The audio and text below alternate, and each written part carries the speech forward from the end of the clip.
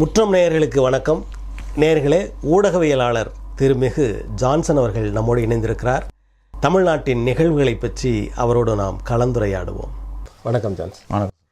திராவிட model ஆட்சியில் நான் முதல்வன் அப்படின்ற ஒரு திட்டத்தை பெருசாக பேசுகிறாங்க. அது நல்ல விளைவுகளையும் தந்திருக்கிறது. அதை பற்றி உங்கள் கருத்தை சொல்லுங்கள். இன்னாருக்கு கல்வி என்பது ஆரியம், அனைவருக்கும் கல்வி என்பது திராவிடம். இதுதான் பேசிக். இந்த நான் முதல்வன் திட்டத்தோட பேசிக்கே என்னென்னா அனைவருக்கும் கல்வி. இப்போ அரசாங்க பள்ளிக்கூடத்தில் படிச்சுட்டு +2 முடிச்சுட்டு அதுக்கப்புறம் வேலைக்கு தான் போகணும். அப்படி வேறு வழி கிடையாது. காலேஜிலலாம் போக முடியாது. மேல் படிப்பு அப்படிங்கிற ஒரு விஷயமே இல்லை. அப்படிங்கிற காலகட்டத்தில் இன்றைக்கி மேல் படிப்பு படிக்கிறதுக்காகவும் IAS IPS ஆகிறதுக்கும் இந்த நான் முதல்வன் திட்டம் ரொம்ப யூஸ்ஃபுல்லாக இருக்குது. கடந்த 5 வருஷத்தில் பார்த்திங்கன்னா குறைஞ்சது 500க்கும் மேற்பட்டவங்க இந்த நான் முதல்வன் திட்டத்தில் பயனடைஞ்சு இன்றைக்கி IAS-ஆகவும் மிகப்பெரிய பதவியிலலாம் இருக்காங்க. இது மட்டும் இல்லாமல் இலவசங்கள் அப்படிங்கிற ஒரு விஷயமே தவறு அப்படின்னு சொல்லி மற்ற இதிலலாம் பேசிகிட்டு இருக்காங்க. இலவசங்கள் அப்படிங்கிறது பார்த்திங்கன்னா சோம்பேறித்தனத்தை உருவாக்கும். இதெல்லாம் ஆதிக்க சமூகத்தை சார்ந்த ஒரு சாரார் பேசிகிட்டு இருக்காங்க. அது அப்படி கிடையவே கிடையாது. உதாரணத்துக்கு இலவச பஸ் எடுத்துக்கோங்க. நான் குஜராத்துக்கு போயிருந்தப்போ குஜராத்தில் இருந்த ஒருத்தர்கிட்ட பேசிகிட்டு இருக்கும்போது சொன்னார், நீங்கள் ஒரு நல்ல மாநிலத்திலேருந்து வரீங்க, உங்கள் மாநிலத்தில் முதலமைச்சர் ரொம்ப நல்லவர். ஏன்னா குஜராத்திலேருந்து வேலைக்காக இங்கே ஒர்க் பண்ணுற பியூட்டி பார்லர் ஒர்க் பண்ணுற கேர்ள்ஸ் என்ன சொல்கிறாங்கன்னா, ஒரு மாதத்துக்கு நான் பஸ்ஸுக்குன்னு எடுத்து வைக்கிற காசு 1000 ரூபா, அதை வருஷத்துக்கு நான் 12,000 ரூபா நான் சேவ் பண்ணுறேன் அப்படிங்கிறாங்க. யோசிச்சு பாருங்கள். மிகவும் பின்தங்கிய நிலையில் இருக்கக்கூடிய ஒரு பெண் குடும்ப வறுமை காரணமாக கிட்டத்தட்ட 2000 கிலோமீட்டர் தூரத்துலேருந்து இந்த மாநிலத்தை நம்பி வராங்க அப்படின்னு சொன்னால் அதுக்கு மெயின் காரணம் மாண்புமிகு முதலமைச்சர் திரு ஸ்டாலின் அவர்கள் கொண்டு வந்திருக்கிற இந்த இலவச திட்டங்கள் தான். இது ஒரு பேசிக்காக ஒரு சின்ன விஷயமா சொல்கிறேன். நான் கள ஆய்வு பண்ணதுனால சொல்கிறேன். இந்த மாநிலத்தை வந்தாங்க. இது not only from Gujarat, all over the India. யாரெல்லாம் பின்தங்கி இருக்காங்களோ அவங்கெல்லாம் இந்த மாநிலத்தை நேசித்து வர்றதுக்கான காரணங்கள் இது. இந்த மாநிலத்தில் இருக்கக்கூடிய தமிழர்களுக்கு மாண்புமிகு முதலமைச்சர் அவர்கள் கொண்டு வந்திருக்கிற இந்த நான் முதல்வன் திட்டத்தின் மூலமா எஜுகேஷன் லெவலில் மக்கள் முன்னேறிட்டே இருக்காங்க. உதாரணத்துக்கு நான் முதல்ல சொன்ன மாதிரி இன்னாருக்கு கல்வி என்பது ஆரியம், அனைவருக்கும் கல்வி என்பது திராவிடம். மன்னூரில் ஒரு விஷயம் எழுதியிருக்காங்க. எப்படி எழுதியிருக்காங்கன்னா, வேத பாடசாலையில் ஒரு பிராமணன் மந்திரம் ஓதிக்கொண்டிருக்கும்போது தாழ்த்தப்பட்ட சமூகத்தை சார்ந்தவன் அந்த வேத பாடசாலையை கிராஸ் பண்ணி போனான்னா அவன் காதில் ஈயத்த காட்சி ஊத்துன்னு சொல்லியிருக்காங்க. அந்த காதில் நல்ல கல்வியை ஓதுன்னு சொல்கிறது தான் திராவிடம். இதுதான் ஃப்ராங்க், இதுதான் உண்மை. இதில் மாற்றுக்கிறதே கிடையாது. இதில் சொல்கிறதுக்கான தைரியமாக சொல்லலாம். ஏன்னா அந்தளவுக்கு சாதிச்சிருக்காங்க. காமராஜர் ஆட்சியில் தான் கல்வி வந்துச்சு, கல்வி தந்தேன்றாங்க. அதில் மாற்றுக்கிறது கிடையாது. ஆனால் காமராஜர் வந்தப்போ அவர் விவசாய புரட்சியை கொண்டு வந்தார். அதனால தான் அவர் நிறைய டேம் கட்டினார். தொழில் புரட்சியை கையில் எடுத்தார். அதனால தான் BHL கம்பெனிஸ் எங்கெல்லாம் ரிவர் இருக்கோ அங்கெல்லாம் வந்தது. பாலாறு, திருச்சி BHL வந்ததுக்கு, காவிரி ஆறு பக்கமாக திருச்சி BHL வந்ததுக்கும் காமராஜர் தான் காரணம். அதுக்கு அடுத்ததான் சோறு போட்டாவது இந்த பிள்ளைங்க சாப்பிடுவாங்களா அப்படின்னு சொல்லி அவங்க கொண்டு வந்தாங்க. இன்றைக்கி காங்கிரஸ் தலைவர் காமராஜர் கொண்டு வந்த ஸ்கீம் தானே இது. இதை நம்ம யூட்டிலைஸ் பண்ணலாமா வேணாமான்னு திராவிட முன்னேற்ற கழகம் நினைக்கவே இல்லை. 49 ஆரம்பிக்கப்பட்ட கட்சி 67 ஆட்சியை பிடிச்ச உடனே அவங்க காமராஜர் கொண்டு வந்த எஜுகேஷன் ஸ்கீமை எதையுமே ஓரங்கட்டாமல் அதை அவங்க எடுத்து அதை யூட்டிலைஸ் பண்ணி தான் அவங்க நிறைய விஷயங்கள் பண்ணாங்க. அதில் மாற்றுக்கிறதே கிடையாது. அதில் தான் நிறைய கல்வியில் மாற்றங்கள். உதாரணத்துக்கு இன்னொன்று சொல்வேன்.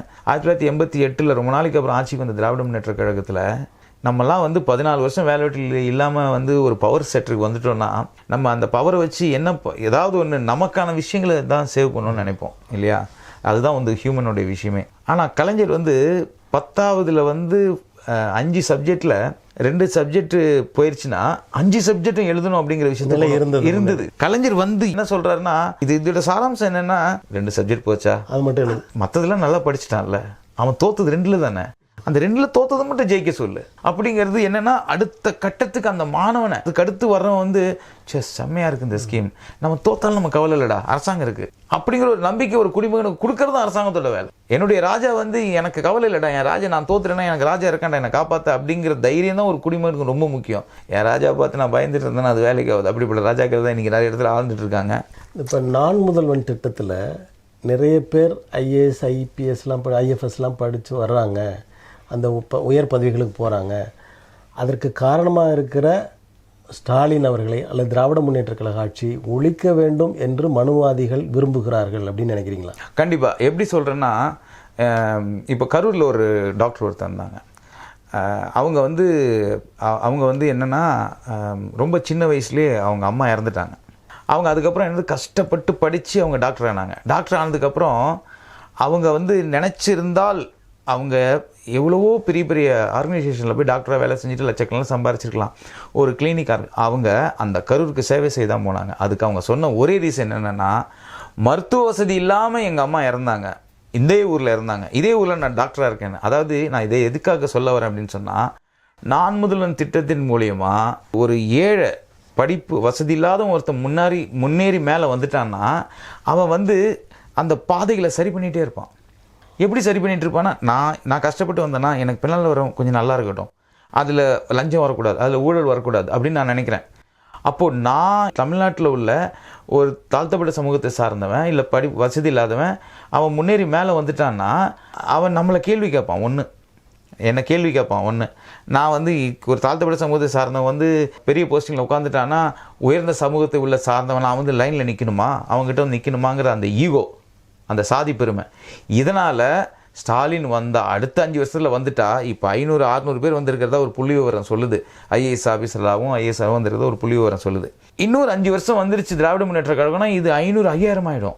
இங்கே வந்து இன்றைக்கி வந்து பார்த்திங்கன்னா தமிழர்கள் வந்து எல்லா இடத்துலையும் இருக்காங்க. எல்லா இடத்துலையும் டாப் மோஸ்ட் இடத்துல பார்த்திங்கன்னா தமிழர்கள் இருக்காங்க. இப்போ மகேந்திராவில் ஒரு தமிழர் தான் வந்து ஒரு நல்ல ஒரு டிசைன்டு காரை கொண்டு வந்திருக்காரு. அது கூட நம்ம மாண்புமிகு முதலமைச்சர் அவர்கள் போய் அதை பார்த்து பாராட்டிட்டு வந்தாங்க. நம்மால் தான் ஒருத்தர் இருக்காருன்னு. அவரே தன்னை ரிவைண்ட் பண்ணி பார்த்தாருன்னா அவருடைய எஜுகேஷனில் சப்போர்ட் பண்ணது நிச்சயமாக திராவிட முன்னேற்ற கழகமாக தான் இருக்கும். அவங்களால வெளியே வந்து சொல்ல முடியாது. ஆனால் நான் வெளியிலேருந்து ஒரு பத்திரிக்கையாளராக ஒரு ரிசர்ச் ஜேர்னலிஸ்டாக நான் பார்க்கும்போது எந்த இடத்துல ஒரு பெரிய ஆள் இருக்காரோ அவர் தன்னுடைய கெரியரை ரிவைஸ் பண்ணி பார்த்தா தெரிஞ்சிடும். நான் இப்போ நான் 10ஆவதுல வந்து நான் வந்து ஃபெயில். அதுக்கப்புறம் நான் எழுதும் போது கலைஞர் ஆட்சி இல்லை, நான் 5 சப்ஜெக்ட்டையும் எழுதினேன். நான் அப்போ தலையில் அடிச்சுக்கிட்டேன். நான் பேசாமல் வந்து கலைஞர் ஆட்சியில் ஃபெயில் இருந்தால் கூட நான் இவ்வளோ எழுத வேண்டியதில்லை. நான் இப்போ எனக்கு போனது இங்கிலீஷும் மேக்ஸும் மட்டும்தான். அந்த இங்கிலீஷ் மேக்ஸ் மட்டும் நான் எழுதியிருப்பேன். அப்போ கலைஞர் ஆட்சி இல்லை. ஐயோ நம்ம கலைஞர் ஆட்சி ஏன்னா நான் 5 சப்ஜெக்ட் எழுதி நான் பாஸ் பண்ண வேண்டிய சூழ்நிலை வந்து. ஒரு பெண் வந்து ஓட்டப்பந்தயம் ரன்னிங் ரேஸில் ஜெயிச்சதுக்கு திராவிட முன்னேற்ற கலைஞர் அவர்கள் தான் ஆட்சியில் இருக்காங்க. அவர் என்ன பண்ணுறாருன்னா அந்த பொண்ணை கூப்பிட்டு 15 லட்ச ரூபா கொடுக்குறாரு ப்ரைஸ். அதுக்கப்புறம் என்ன பண்ணுறாங்க, ரிசர்ச் பண்ணி சொல்கிறாங்க அது பொண்ணே கிடையாது, திருநங்கைன்ட்டாங்க. திருநங்கை என்னொன்று எதிர்கட்சிக்காரன் பூரா தங்குன்னு ஆடுறான். அது எப்படி மக்கள் வரி பணத்தை எடுத்து 15 லட்சத்தை கொடுக்க முடியும், கொடுக்கலாம், என்ன பவர் இருக்குது ஆகும்னு கற்றுனாங்க.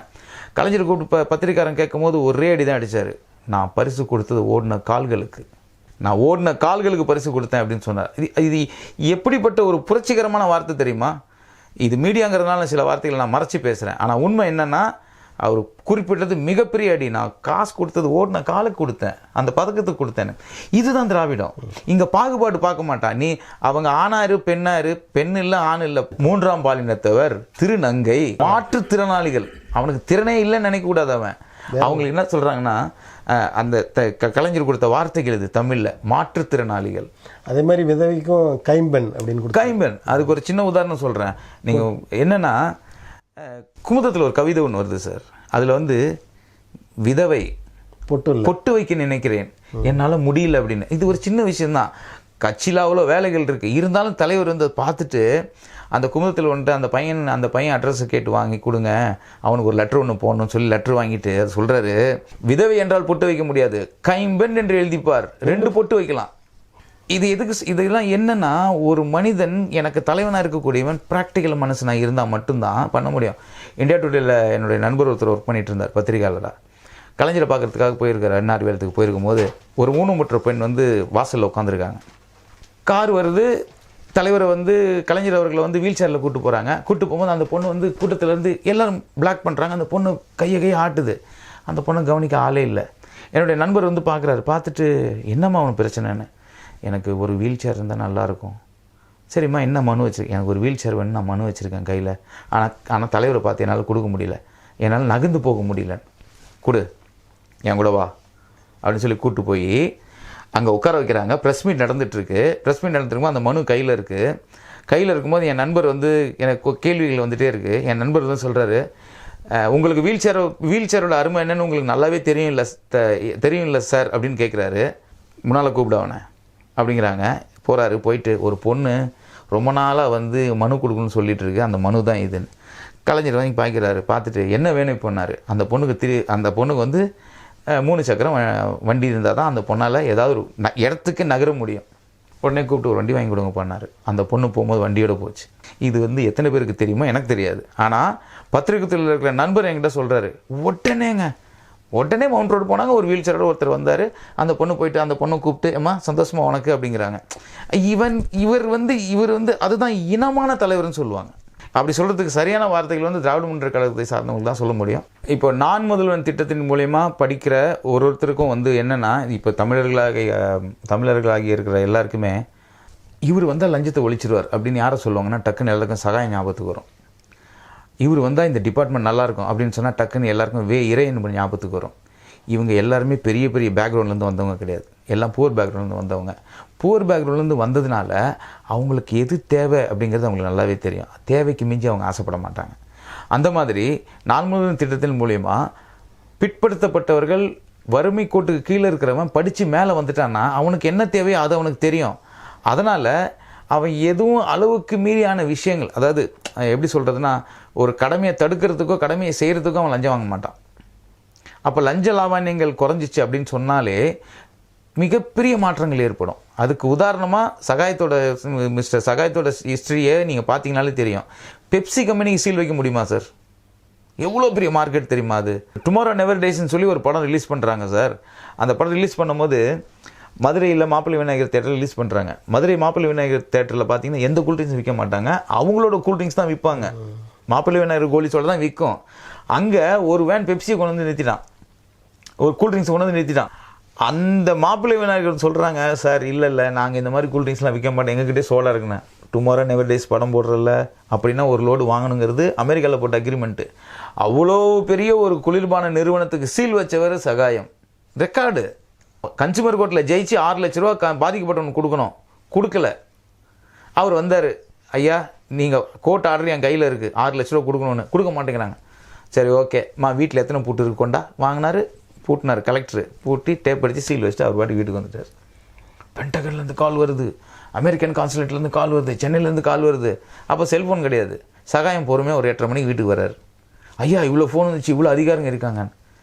நான் கேட்டது கோர்ட் ஆர்டர் நீ மதிக்கலை, பாதிக்கப்பட்டவனு 6 லட்ச ரூபா கொடுக்கணும், கொடுக்கல. கொடுத்தா நான் க்ளீன் பண்ணிடுறேன்னு சொல்லிட்டு அவர் பாட்டு கதை போட்டு அவர் வேலையை பார்க்க போயிட்டார். நடந்தது என்ன? நீதி கிடைச்சது. இந்த லஞ்ச லாவண்யங்கள் அப்படிங்கிறது எப்படி எதனால் அது வந்து இவ்வளோ பெருசாக வருதுன்னா, அது வந்து ஆசைகளோட வெளிப்பாடு தான். ஆசைகளோட வெளிப்பாடு தான் வரும். ஆனால் கொஞ்சம் இப்போ நான் முதல் திட்டத்தின் மூலயமா ஒரு ஒரு ஏழை வந்து படித்து வரான். கெவின் கேள்விப்பட்டிருப்பீங்கன்னு நினைக்கிறேன். அவங்க அப்பா வந்து சீவேஜ் வாட்டர் க்ளீன் பண்ணுறவர். அந்த கார்ப்பரேஷனில் ட்ரைனேஜில் இறங்கி ஒர்க் பண்ணுற ஒருத்தருடைய மகன் கஷ்டப்பட்டு படித்து அவர் வந்து இன்றைக்கி வந்து ரோபோட்டிக்கில் பெரிய ஆளாக இருந்து அவர் ஒரு 50 பேரை படிக்க வச்சுட்ருக்கார். அவர் நினச்சிருந்தாருன்னா எந்தாவது ஒரு கண்ட்ரிக்கு போய் அவர் பண்ணியிருக்கலாம். அவரை கூட முதல்வர்கள் கூப்பிட்டு வந்து பாராட்டினாங்க, நல்ல விஷயம் பண்ணிகிட்ருக்கப்பா அப்படின்னு சொல்லி. இதே வேற ஒரு முதல்வர் வந்து என்ன பண்ணியிருப்பார், எப்பா இத்தனை இன்ஜினியரிங் காலேஜ் இருக்குது, நீ அதை விட்டு என்னப்பா ஃப்ரீயாக பண்ணிகிட்ருக்க அப்படின்னு. ஆனால் அப்படி பண்ணல. கெவினை கூப்பிட்டு பாராட்டினாங்க. நான் ஊடகத்துறையில் இருக்கும்போது கெவின்கிட்ட நல்லாவே நான் பேசியிருக்கேன், இந்த மாதிரி இந்த விஷயங்கள் ரொம்ப நல்லாயிருக்கு, அது சிஎம் காது வரைக்கும் எட்டுன்னு சொல்லி.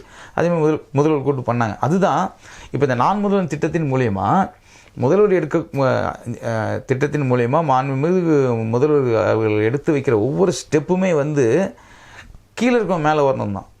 இப்போ எத்தனையோ ஸ்போர்ட்ஸ் கோட்டாவில் உள்ள பிள்ளைங்கள்லாம் பார்த்தீங்கன்னா எல்லாம் என்ன சொல்கிறாங்கன்னா, அடுத்து உதயாண்ணா வந்தால் நல்லாயிருக்கும், அடுத்து இவரே தான் இந்த டிபார்ட்மெண்ட்டுக்கு வந்து மினிஸ்டராக வரணும்னு அந்த பிள்ளைங்க ஆசைப்பட்றாங்க. நான் ஒரு சிஎம் வரணும்னு ஆசைப்பட்றேன், அது வேறு விஷயம். பட் இந்த பிள்ளைங்கள்லாம் என்ன ஆசைப்பட்றாங்கன்னா, இவரே எங்களுக்கு மினிஸ்டராக வந்தால் எங்களுக்கு எல்லாமே நடக்கும். அதே மாதிரி இந்த வேலையை இவர் செஞ்சால் தான் நடக்கும், இவரால் மட்டும் இந்த வேலையை, இந்த டிபார்ட்மெண்ட் ஒர்க்கை இவர் செஞ்சால் அது சிறப்பாக நடக்கும்னு ஒரு முதல்வர் தெரிஞ்சு வச்சுருக்காரு. அதுதான் அன்பில் மகேஷ் அங்கே இருக்கார். எஜுகேஷனில் பார்த்தீங்கன்னா சார், நான் வந்து ரொம்ப டைம் ஸ்பெண்ட் பண்ணுறது அண்ணா லைப்ரரியில் தான் ரொம்ப டைம் ஸ்பெண்ட் பண்ணுவேன். வாரத்தில் 4 நாள் பார்த்தீங்கன்னா அன்பில் மகேஷ் வராருப்பாங்க. என்ன தான் பண்ணுறாருன்னு பார்த்தா அவர் வந்து எம்பிஏ கோர்ஸ் பண்ணுறவங்களோட மீட்டிங் இருக்கும், அங்கே வந்து அவர் கிளாஸ் எடுக்கிறாரு. மற்ற ஸ்டூடெண்ட்ஸ் இருப்பாங்க, அவங்கக்கிட்ட பேசுகிறாரு. மக்கள்கிட்ட கணக்கிலே இருக்கக்கூடிய ஒரு அரசாங்கம். அப்படிப்பட்ட அரசாங்கம் தான் நல்லாயிருக்கும். இந்த இலவசங்களை வந்து மாற்று கட்சிகளை சார்ந்தவங்க அல்லது ஆதிக்க சமூகத்தை சார்ந்தவங்க வந்து இதை கொடுக்குறோம் இதனால் சோம்பேறி ஆயிடுவாங்கன்னா உன் மாநிலத்தில் வேலை வெட்டி இல்லாமல் தானே என் மாநிலத்துக்கு வந்திருக்காங்க. இன்றைக்கி எல்லா வேலையிலையும் மற்ற மாநிலத்தில் சார்ந்தவங்க இருக்கான், எல்லாம் சேஃப்டியாக இருக்கான். அதுக்காக நாங்கள் வேலை வெட்டி இல்லாமல் இருக்கோமா? எங்களுக்கு இலவசமாக கிடச்சிருச்சுன்னு சொல்லி நாங்கள் சும்மா இருக்கோமா? நாங்கள் அடுத்த கட்டத்துக்கு நகர்ந்துட்டோம். ஒரு காலத்தில் தமிழ்நாடு எப்படி இருந்ததுன்னா, இங்கேருந்து ஃபஸ்ட்டு ட்ரீம் பாம்பே, அடுத்த கட்ட ட்ரீம் துபாய். இன்றைக்கி துபாயில் இருக்கிறவங்க இங்கே வந்து வேலை செய்கிறான். அமெரிக்கன் இன்டர்நேஷ்னல் ஸ்கூலுக்கு போனீங்கன்னா அங்கே வேலை செய்கிற ஃபேக்கல்ட்டிஸ் எல்லாமே அமெரிக்கன்ஸு. எதுக்கு இங்கே வந்திருக்கான்? வேலை செய்ய வந்திருக்கான். என் மாநிலம் அப்படி முன்னேறி போச்சு. இதுதான் ஃபேக்ட்டு. நீங்கள் அப்படியே எவ்ரி 5 இயர்ஸ் டிஎம்கே இருக்கும்போது அதை அனலைஸ் பண்ணி பார்த்தீங்கனாலே தெரியும். உதாரணத்துக்கு இப்போ நம்ம இங்கே இருக்கிறோம் இல்லையா, இந்த இடத்துலேருந்து 30 கிலோமீட்டர் சரௌண்டிங்கில் மொத்தம் 5 கார் கம்பெனி இருக்குது. First Ford, Hyundai, Renault, Nissan, BMW, Daimler, 6 car company இருக்குது. இந்த 6 கார் கம்பெனியும் எந்தெந்த காலகட்டத்தில் வந்திருக்குன்னு நீங்கள் அனலைஸ் பண்ணி பார்த்தீங்கன்னா அத்தனை திராவிட முன்னேற்ற கழக ஆட்சியில் தான் அது வந்திருக்கு, உள்ளே வந்திருக்கு. ரெண்டாவது இன்னொரு விஷயம் கூட உங்களுக்கு கிளியராக சொல்லிடுறேன். இந்த நான் சொன்ன இத்தனை கார் கம்பெனியும் காஞ்சிபுரம் மாவட்டத்தில் தான் இருக்குது. குஜராத்தில் அஹமதாபாத் தான் கேபிட்டல் சிட்டி. அங்கேருந்து 12 கிலோமீட்டரில் பாரிஜான்னு சொல்லி ஒரு ஊர் இருக்குது சார். அந்த ஊரில் தெருவுக்கு 4 சாராய கடை இருக்குது. மதுவிலக்கு இருக்கிற ஒரு மாநிலத்தில். ஆமாம் சார், மதுவிலக்குன்னு அவங்க சொல்கிற மதுவிலக்கு வந்து விஸ்கி பிராந்தி, சாராயம் கிடையாது. அப்படி தான் அவங்களோட கணக்கு எடுத்துக்கலாம். சாராயம் கிடையாது போல். 10-20-50 தேசிதாரு செய்யன்னு கேட்பான் ஹிந்தியில். 10-20-50. பாரிஜா வந்து 12 கிலோமீட்டர் சார் கேபிட்டல் சிட்டிலேருந்து. சென்னை தானே கேபிட்டல் சிட்டி, நம்ம ஊருக்கு அதானே சார். நீங்கள் 30 கிலோமீட்டர் தூரம் போனாலும் சாராயம் கிடையாது இந்த மாநிலத்தில். நான் முதல்வன் திட்டத்தின் மூலயமா இந்த கடந்த 5 வருஷத்தில் பார்த்தீங்கன்னா ஒரு 400-500 பேர் வரைக்கும் பவர் செக்டரில் போய் உட்காந்துருக்காங்க. இந்த கல்வி முறையும் இந்த நான் முதல்வன் திட்டமும் நமது முதலமைச்சர் அவர்கள் மு.க. ஸ்டாலின் அவர்களும் தொடர்ந்தால் இந்த 500-5000 ஆகிடும். அப்படி நடக்கும் பொழுது இந்தியா முழுமைக்கும் வந்து நம்ம தமிழர்கள் தான் வந்து டாப் லெவலில் இருப்பாங்க. அப்போது இந்தியா தமிழர்கள் ஆளப்படும். நம்மளுடைய கேரக்டர் எப்படின்னு கேட்டிங்கன்னா, நம்ம பவர் செக்டரில் போய் உட்காந்துட்டோம் அப்படின்னு சொன்னால் அது யாது முறை யாவரும் கையில் தான். ஆமாம். ஏன்னா நீங்கள் இந்த ஒரே ஒரு விஷயத்தை மட்டும் பதிவு பண்ணுறேன். வெற்றிமாறன் வந்து அசுரன் படத்தில் வந்து ஒரு சரியான மெசேஜ் ஒன்று வச்சுருப்பார். உங்கள்கிட்ட நிலம் இருந்தால் பிடுங்கிடுவான், பணம் இருந்தால் பிடுங்கிடுவான், ஆனால் கல்வியை அவனால் பிடுங்கவே முடியாது. அந்த ஒரு பயம்தான் ஆதிக்க சமூகத்துக்கு இருக்குது. அதுதான் நான் முதல்வன் திட்டத்துடைய கோர் என்னன்னு கேட்டிங்கன்னா, ஒருத்தனுக்கு கல்வியை கொடுத்துட்டா அது எவனாலே அவங்ககிட்ட இருந்து பிடுங்க முடியாது. அந்த கல்வி நிறைய மாற்றங்களை உண்டு பண்ணும் அப்படிங்கிறது நமது முதலமைச்சர் அவர்களுக்கு நல்லாவே தெரியும்.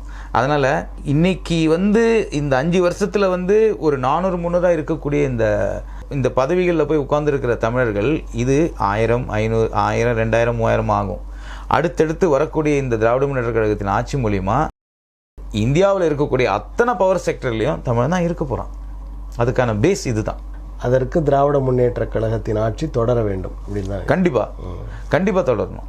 அதுக்கு வந்து எப்படி சொல்கிறதுனா, நான் வந்து ஒரு கட்சி சார்பாக இல்லாமல் ஒரு ஊடகத்துறையில் இருக்கும்போது ஒரு அனலிஸ்ட் பண்ணும்போது நமக்கே மனசாட்சி சொல்லும், நான் எப்படி படித்து வந்தேன், நான் எதை சாப்பிட்டு வந்தேன், எனக்கு யார் இதெல்லாம் ஹெல்ப் பண்ண. அதனால தான் நான் உங்களுக்கு வந்து 89 கலைஞர் அவர்கள் கொண்டு வந்த எஜுகேஷன் ஸ்கீம்லேருந்து காமராஜர் கொண்டு வந்த ஸ்கீமில் வரைக்கும் நான் சொல்கிறதுக்கான ரீசனே அதுதான். இது தொடரணும்னு ஆசைப்படுறது நான் எனக்காக ஆசைப்படல. ஓகே, என் கரியர் முடிஞ்சு போச்சு, நான் இதுக்கப்புறம் படிக்க போகிறதில்ல. ஆனால் அதுக்கும் வழி இருக்குது. இருந்தாலும் சொல்கிறேன், நான் என்னுடைய குழந்தைக்கும் என்னுடைய பேர பிள்ளைங்களுக்கும் தான் நான் திங்க் பண்ணுறேன்.